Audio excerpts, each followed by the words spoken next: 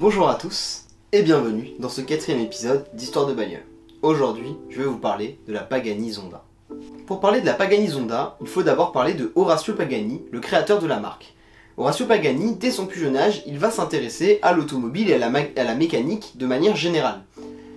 À 15 ans, il va se lancer dans la restauration de motos et à 17 ans, il va créer son premier buggy qu'il va carrément breveter. 17 ans, c'est super jeune. En 1972, il va intégrer l'université de La Plata jusqu'en 1974 où il va apprendre la conception industrielle. Ensuite, de 1975 à 1977, il va intégrer l'université de Rosario pour faire de l'ingénierie mécanique. De 1977 à 1982, suite à ses études, il va se lancer à son compte dans le design industriel. Il va designer différents types d'objets comme des canapés, des camping-cars, etc.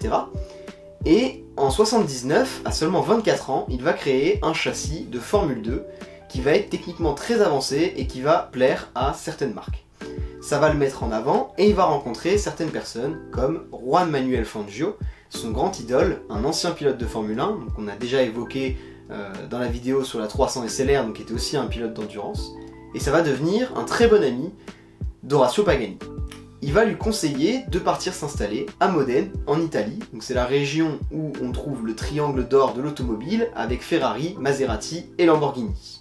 Suite à son installation à Modène, Orazio Pagani va rentrer chez Lamborghini et il va très vite devenir l'expert des matériaux composites dans la firme Lamborghini. Puis, 5 ans plus tard, il va quitter la firme Lamborghini pour créer sa propre société, Pagani. Avec l'aide de Juan Manuel Fangio, Orazio va développer un concept car qui s'appelle la C8 et qui doit in fine s'appeler la Fangio F1. Malheureusement, Juan Manuel Fangio va décéder en 1995 et Orazio va continuer le développement seul. En 1999, la voiture est développée et elle s'appelle la Pagani Zonda. Zonda, c'est le nom d'un vent qui souffle sur les Andes d'où sont originaires Orazio Pagani et Juan Manuel. La première version de la Pagani Zonda, elle sera appelée la Zonda C12. Elle va prendre un V12 d'origine Mercedes qui fait 5,9 litres et qui développe 394 chevaux. Elle est entièrement en carbone, parce qu'Orazio est devenu un maître dans l'utilisation du carbone et des matériaux composites.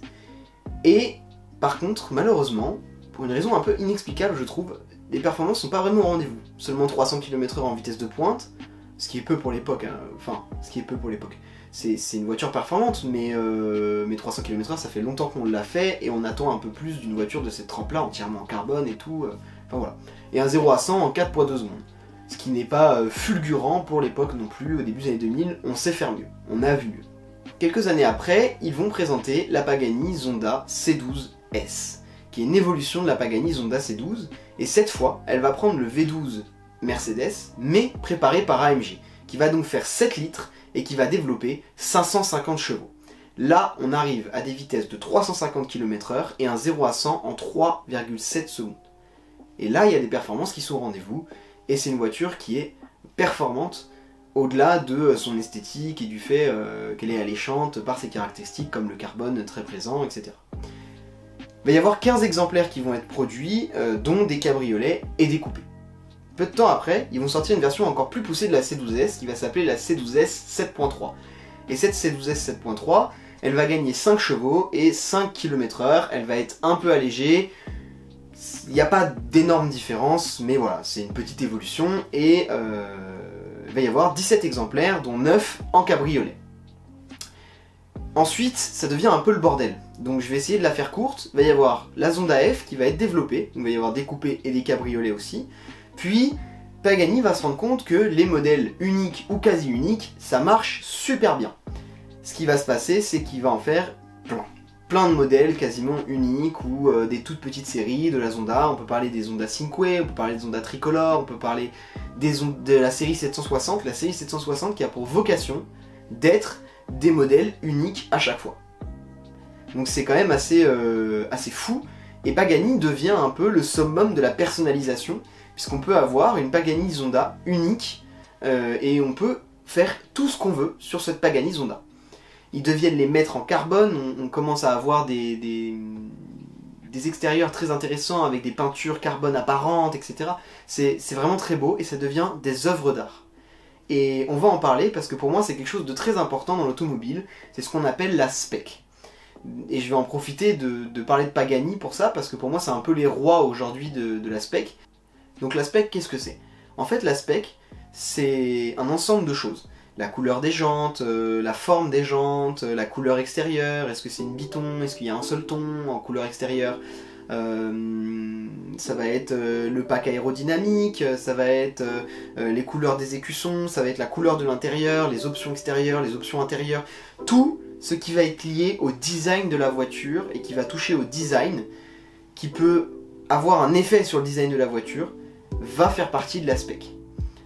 Et aujourd'hui, on est capable de faire des specs assez incroyables avec des couleurs extérieures vraiment magnifiques, des jantes qui vont plus ou moins bien avec la couleur. En fonction de la couleur qu'on choisit, on peut assortir les étriers de frein avec la couleur extérieure, ou alors au contraire, faire volontairement des étriers de frein qui dénotent. L'intérieur, on peut choisir de faire du biton, on peut choisir de l'alcantara, on peut choisir du cuir, il y a beaucoup de choses de possibles aujourd'hui, et ça change une voiture. Une spec change une voiture avec une spec pas terrible. Après, c'est toujours les goûts et les couleurs qui vont rentrer en compte, bien évidemment, mais une voiture avec une spec basique, entre guillemets, c'est-à-dire par exemple du gris ou du blanc ou du noir, comme on voit énormément, ça fait tout de suite moins d'effet qu'une voiture qui va avoir une peinture en carbone bordeaux, avec un intérieur marron, avec des magnifiques surpiqûres, etc. Je donne des exemples par rapport à mes goûts. C'est vrai que j'aime le bordeaux, j'aime les intérieurs marrons, etc. On n'est pas obligé d'aimer ça. Mais il y a une vraie partie artistique dans la composition d'une voiture, quand on s'intéresse comme ça à chaque élément, à chaque petit détail, savoir dans quelle couleur on veut le mettre, dans quel type de matière, etc. Et Pagani devient, vraiment, ça devient les rois là-dedans. Il n'y a personne aujourd'hui qui fait mieux qu'eux, je pense, en termes de spec. Déjà, juste les peintures carbone apparents, etc., c'est magnifique, c'est vraiment sublime. Et donc je vais vous montrer quelques modèles que j'apprécie énormément de chez Pagani, dans les modèles uniques, etc. Donc il y a la Fantasma Evo, pour moi elle a préférée, donc avec sa peinture prune carbone apparent.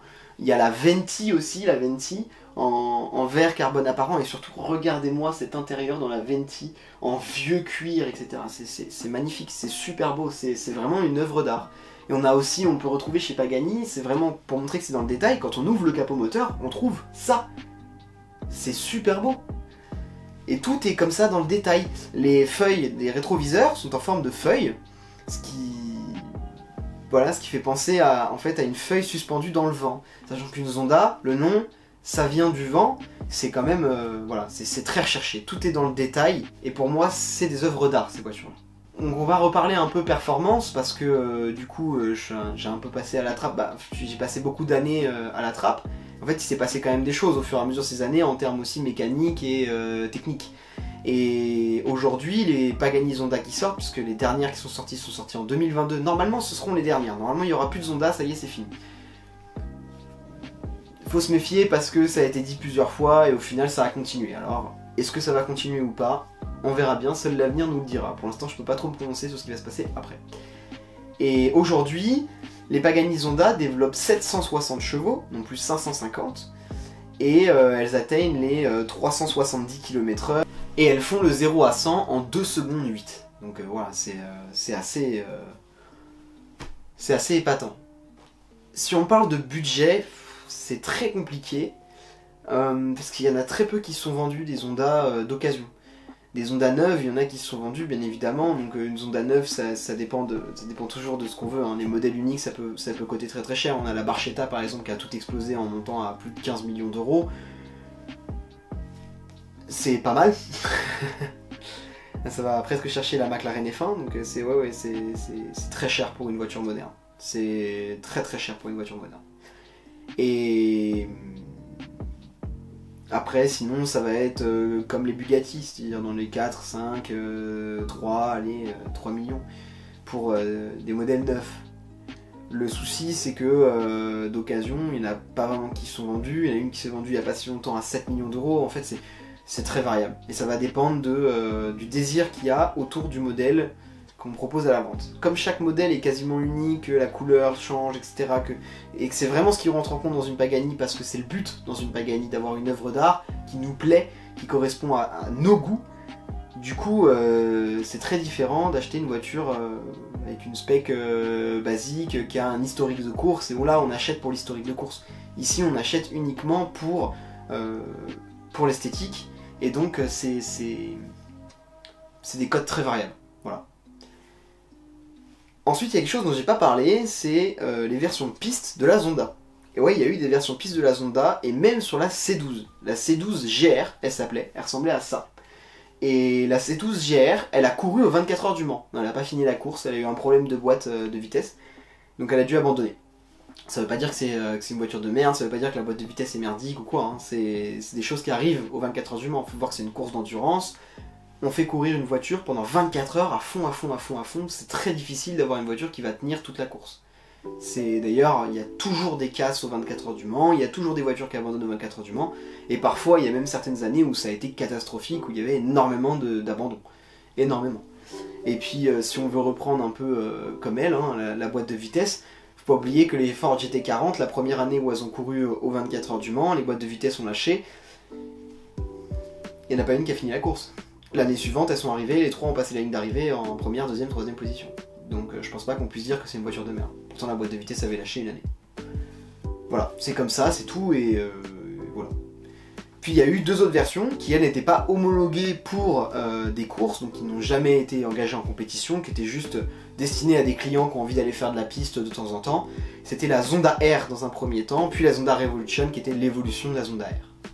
Comme on dit, je vous ai gardé le meilleur pour la fin, je vous laisse avec cette petite vidéo et je pense que ça se passe tout simplement de commentaires, écoutez ça.